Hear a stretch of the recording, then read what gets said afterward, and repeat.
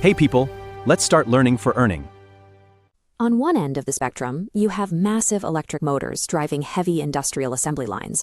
On the other, you have $2 plastic actuators turning the wheels on a hobbyist's remote-controlled car. The question is, what unites them under the exact same name? The definition of a servomotor rests in its architecture. What makes a motor a servo is that it operates as a closed-loop servo mechanism. The sole objective of this architecture is to compare a commanded position against physical reality, calculate the difference, and eliminate that error in real time. To see how this is achieved, we need to strip the system down. We will examine the physical anatomy, map out the operational torque envelope, trace the cascaded feedback loops, and break down the control algorithms that drive the hardware. Achieving sub-millimeter precision in a chaotic, high-friction physical environment requires marrying raw mechanical power with continuous computational logic. Every servo mechanism, regardless of its size, relies on 4 foundational physical pillars to function.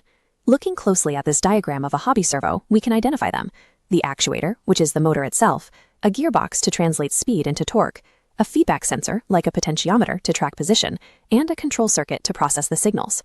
While basic DC brushed motors are common in low-cost applications, they have severe industrial limitations. The physical brushes drag against the commutator, requiring regular maintenance and generating carbon dust as they wear down. Because of this, AC synchronous or brushless motors are the industrial standard. By moving the permanent magnets to the spinning rotor and keeping the powered coil stationary on the stator, there is no physical contact. This eliminates brush wear and provides highly efficient thermal dissipation, since all the heat generates on the outer shell. This table compares motor types. A crucial factor is power generation during blackouts. AC induction motors lack permanent magnets and cannot generate power when cut. Synchronous motors have them, allowing regenerative braking to safely stop heavy machinery. While the controller processes the logic, the physical electromagnetic limits of these different motor topologies dictate the absolute ceiling of what the system can achieve. Understanding that physical ceiling requires us to look at the physics of operation, specifically the relationship between speed and torque. In a standard electric motor, the rotational force, or torque, drops off severely the faster the shaft spins. Notice the flat rated torque extending deep into high speeds before dropping off, maintained by regulating armature current. The shaded space beneath is the continuous duty region, ensuring the motor operates without overheating. Maintaining maximum torque at zero speed allows an automated robotic arm to hold heavy loads perfectly still against the pull of gravity. Raw physical torque is useless without precise control. To command that power, we must pivot from open-loop mechanics to closed-loop logic.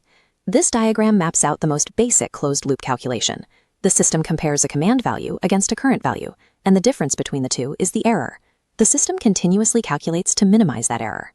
In industrial machinery, running a single feedback loop for position is too slow and unstable to handle dynamic physical loads. Industrial servos use a nested, cascaded control loop architecture, operating on 3 layers simultaneously. The innermost layer is the current loop. It regulates torque by monitoring motor feedback to control the electromagnetic force.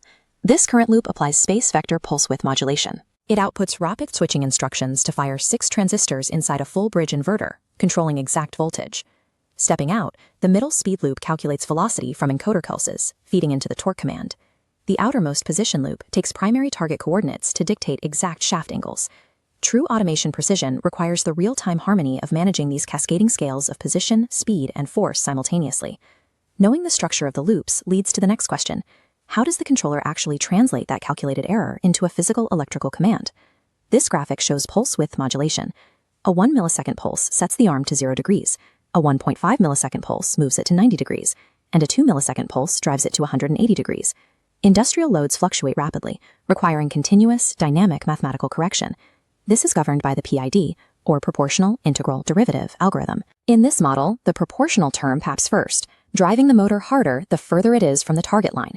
The integral term calculates past errors to overcome continuous resistance. Finally, the derivative term acts as a dampener to prevent overshooting. When parameters vary wildly and the environment becomes highly nonlinear, standard PID can become unstable. High-performance drives implement sliding mode fuzzy control, which forces the system state onto a prescribed mathematical hypersurface, trapping the variables on an exact, stable manifold. High-end servo control relies entirely on this advanced nonlinear mathematics. It guarantees absolute predictability in the motor shaft, even when the physical loads applied to it are totally unpredictable. Pulling back, the complete picture of a servo mechanism comes into focus. It is the precise integration of physical electromagnetics, cascaded feedback loops, and rigorous mathematical algorithms, all operating in a fraction of a second. These principles remain consistent across the entire spectrum of control, whether mapping the simple pulse widths of a 5-volt hobby project or dynamically calculating the PID gains of a 400-volt industrial machine tool. A motor just spins. By enclosing that motor within sensors and a calculating drive, we have successfully built a true servo mechanism from the ground up. The ultimate result of this technology is motion that pushes physics, swinging heavy mass at incredible speeds, and then freezing instantly with zero vibration. The elegance of the servomotor lies in its computational ability to constantly correct itself. It proves that in automation engineering, true power is absolute control. Thank you for viewing so far. If it gives you some information, hit the like button and subscribe for more such technical learning.